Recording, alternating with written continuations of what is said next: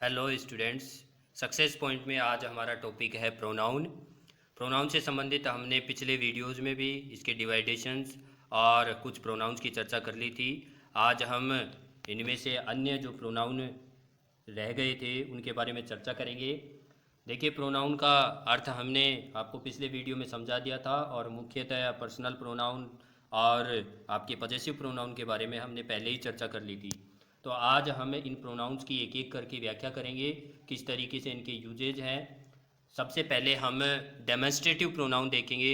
तो demonstrative pronoun में आप इसे नाम से समझ सकते हैं, डेमोन्स्ट्रेशन अर्थात प्रदर्शन। किसी भी चीज़ का प्रदर्शन किया जाता है तो वो डेमोन्स्ट्रेशन का के अर्थ में आता है। तो यहाँ पर जब हम अर्थ निकालेंगे तो हम इसको एक तरह से ये समझ सकते हैं कि एक संकेत के रूप में इनका यूज किया जाता है। मुख्यतः डेमोन्स्ट्रेटिव प्रोनाउन है आपके दिस, दैट, दीज, दोज, सच और द सेम। तो इस तरीके से ये आपके मुख्यतः प्रोनाउन हैं। दिस का यूज हम करते हैं निकटता वाली वस्तुओं के लिए, जैसे दिस इज माई पेन। तो यहाँ पर दिस का यूज हमने किया कि यह पेन है, यानी मेरे पास में है। दिस से हमें पता चल रहा है कि यह मेरे पास में है।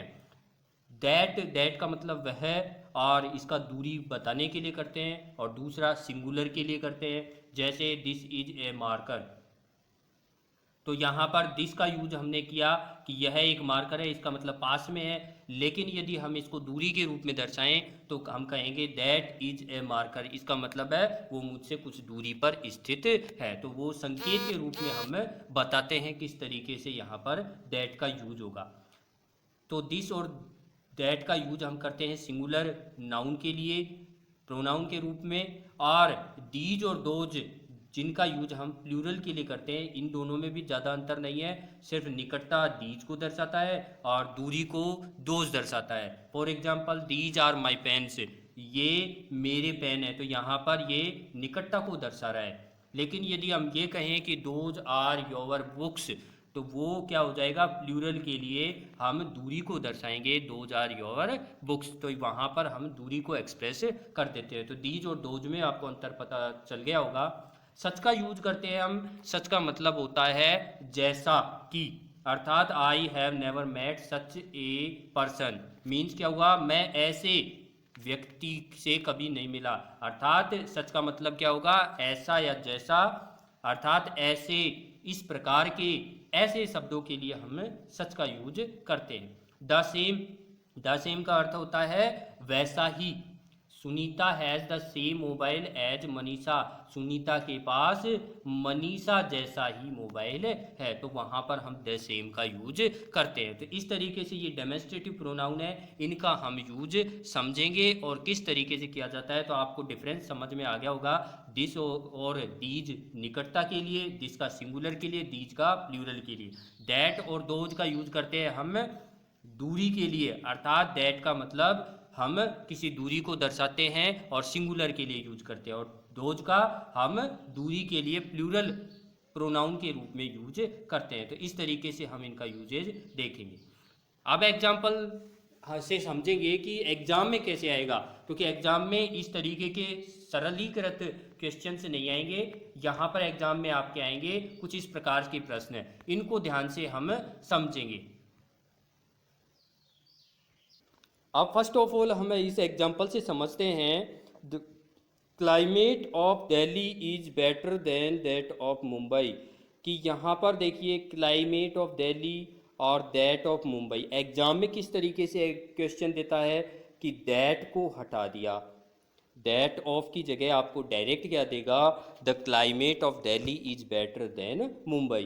तो यहाँ पर हम गलती कर बैठते हैं, हम समझते हैं कि यहाँ पर कोई गलत वाक्य नहीं है, अर्थात बिल्कुल सही है कि भाई यहाँ पर दिल्ली और बॉम्बे के बीच में हम कंपैरिजन करते हैं। लेकिन यहाँ पर क्वेश्चन से हम समझेंगे कि यहाँ पर दिल्ली और मुंबई के अंदर कोई कंपैरिजन नहीं हो रहा। यहाँ पर क्लाइमेट ऑफ दिल्ली और मुंबई के क्लाइमेट के अंदर क्या हो रहा है, कंपैरिजन हो रहा है। अब क्लाइमेट हम दोबारा दैट की जगह नहीं लिखेंगे क्योंकि हमारा नाउन रिपीट होता है, इसके लिए हम प्रोनाउन यूज करेंगे दैट, क्योंकि क्लाइमेट एक सिंगुलर है इसलिए हमने दैट का यूज किया। उसी प्रकार से people of Mumbai are better than those of Pune, तो यहाँ पर भी हमने क्या किया कि मुंबई के लोग और पुणे के लोग के बीच में कंपैरिजन किया, तो हम यहाँ पर दोज लगा रहे हैं, तो क्या यहाँ पर दैट लगाते तो क्वेश्चन सही होता क्या? नहीं होता। क्यों नहीं होता? क्योंकि यहाँ पर दैट लगाते ही हमारा क्या हो जाता, यहाँ पर पीपल ऑफ मुंबई, इसका मतलब ये प्लूरल है, तो यहाँ पर प्रोनाउन भी क्या आएगा, प्लूरल ही आएगा। इसका मतलब ये वाक्य सही है। तो आप समझ गए होंगे कि हमें किस तरीके से डेमोस्ट्रेटिव प्रोनाउन का क्वेश्चन पुटअप होगा और उसका किस तरीके से एग्जाम में आंसर देना है। तो आपको ध्यान रखना है, दो ही सिमिलर चीज़ों में कंपेरिजन होता है, चाहे आपके कोई दो सिटी हों तो हम कंपैरिजन करेंगे, चाहे कोई प्लूरल नाउन का दूसरे प्लूरल नाउन से कंपैरिजन हो या किसी व्यक्ति का किसी अन्य व्यक्ति से कंपैरिजन हो, तो ही हम इस तरीके का कंपैरिजन करते हैं। तो ये चीज़ आपको ध्यान रखनी है। अब हम समझेंगे किस तरीके से कि एक रूल और आता है हमारे लिए दैट और दोज का, कि यहाँ पर देखिए दिस दैट और दीज दोज का, two singular nouns connected with and use this for the second one and that for the first one. अब इसको ध्यान से समझिए, इसमें सबसे ज़्यादा एग्जाम में गलती होती है, उसको हम ध्यान से समझेंगे। कि मान लीजिए कि दो नाउन हमारे हैं जो एंड से जुड़े हुए हैं और दोनों ही क्या है, सिंगुलर हैं, तो यदि दोनों सिंगुलर हैं उसके बाद में हम उनका जिक्र करते हैं तो उनके लिए प्रोनाउन क्या आता है कि जो बाद में आ रहा है, अर्थात जो बाद में नाउन आएगा उसके लिए तो हम किसका यूज करेंगे, दिस का। क्या यूज करेंगे, दिस का।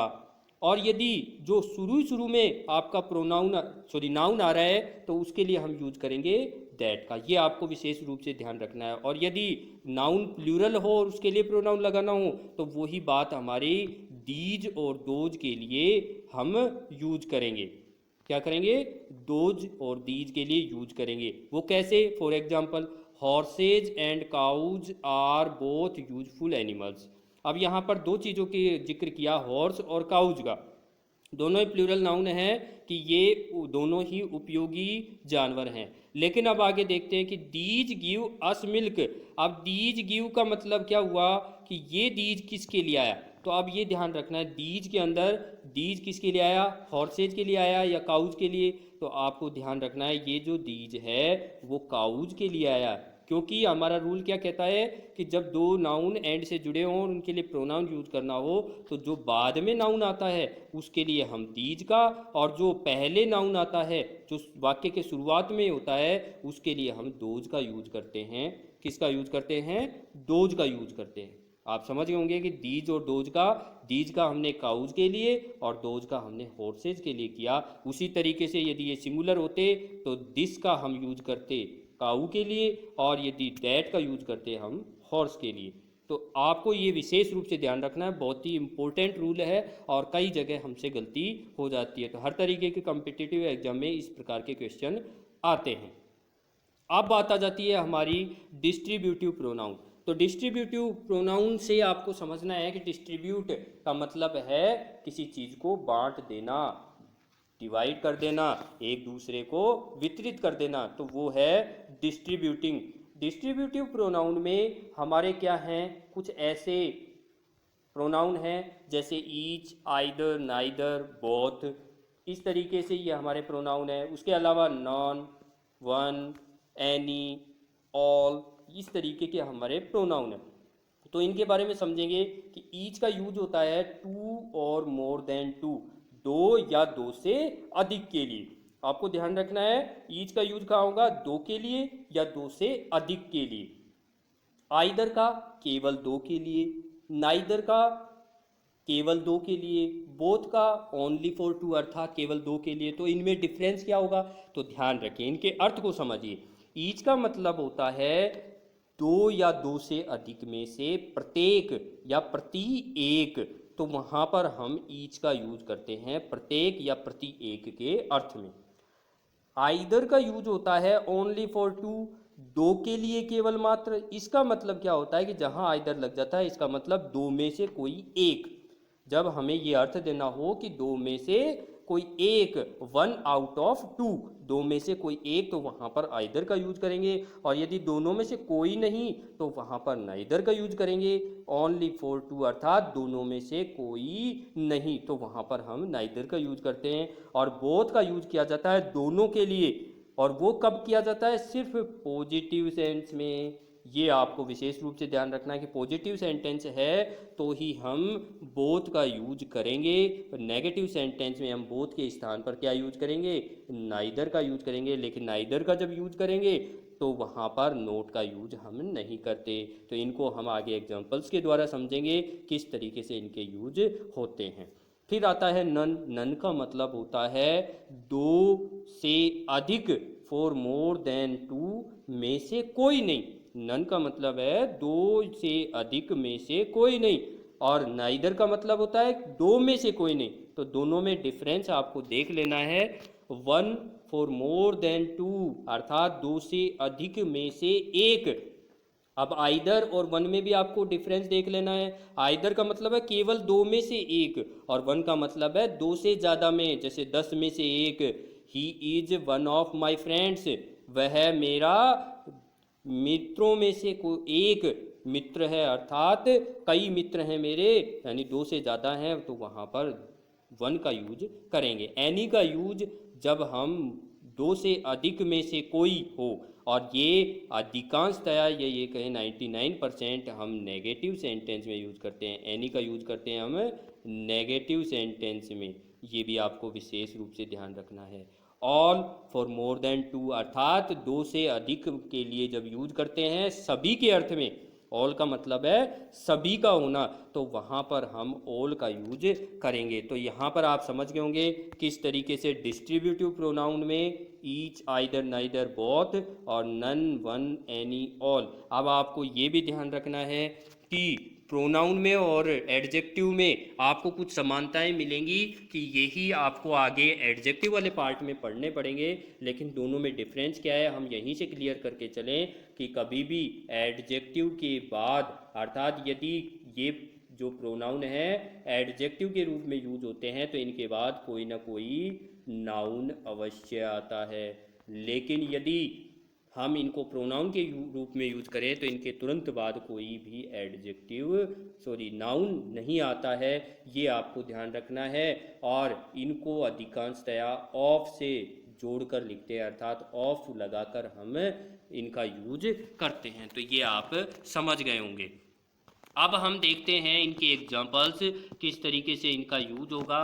सबसे पहले देखते हैं कि both Rohan and Sohan are doing their work. Rohan और सोहन दोनों ही अपना क्या कर रहे हैं? कार्य कर रहे हैं। तो यहाँ पर बोथ का जो यूज हुआ वो हमने किसके रूप में किया? देयर वर्क अर्थात उनका कार्य कर रहे हैं। तो यहाँ पर ये क्या हो रहा है? किसका यूज हो रहा है? कि दोनों के अर्थ में एक पॉजिटिव सेंस में यूज कर रहा है। अब यहाँ पर both of Rohan and Sohan इसके रूप में, अब यहाँ पर तो जो बोथ है वो एक एडजेक्टिव के रूप में आया है, लेकिन यदि इसका प्रोनाउन के रूप में यूज करेंगे तो सेंटेंस कैसे बनेगा? Both of Rohan and Sohan are doing their work. तो वहाँ पर हम बोथ को प्रोनाउन के रूप में यूज करेंगे। उसी तरीके से each, either, neither plus singular noun. अब ध्यान रखना है एडजेक्टिव और प्रोनाउन में जो अभी अंतर आपको मैंने बताया था क्या है कि ईच, आइदर, नाइदर के बाद में क्या आएगा? उनके बाद में कोई ना कोई नाउन आता है, कोई ना कोई सिंगुलर नाउन आता है। तो वहाँ पर ये किसके रूप में काम करते हैं? एडजेक्टिव के रूप में काम करते हैं। लेकिन यदि ईच, आइदर, नाइदर के बाद में ऑफ लगा दें, क्या लगा दें?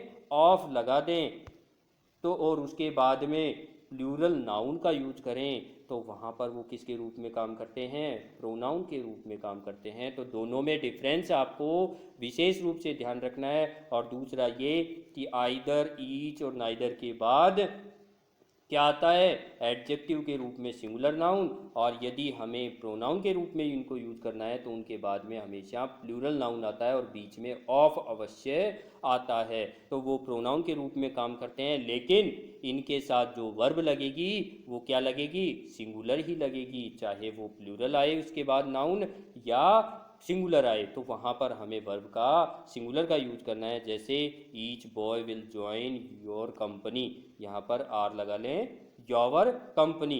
तो यहाँ पर योर कंपनी के लिए हमने क्या किया कि यहाँ पर हमने ईच का जो यूज किया वो एक एडजेक्टिव के रूप में किया, लेकिन यदि इसी वाक्य को ऐसे कहे, each of the boys will join your company, तो यहाँ पर हमने ईच का यूज किया प्रोनाउन के रूप में, बीच में आ गया ऑफ, और ऑफ के बाद में हमेशा क्या आएगा, प्लूरल नाउन आएगा, और वर्ब हमेशा सिंगुलर आएगी। तो ये आपके बिल्कुल समझ में आ गए होंगे। तो इसमें किसी प्रकार का आपको कोई डाउट नहीं होगा, और इनको आपको विशेष रूप से समझना है कि किस तरीके से इनका यूज करेंगे।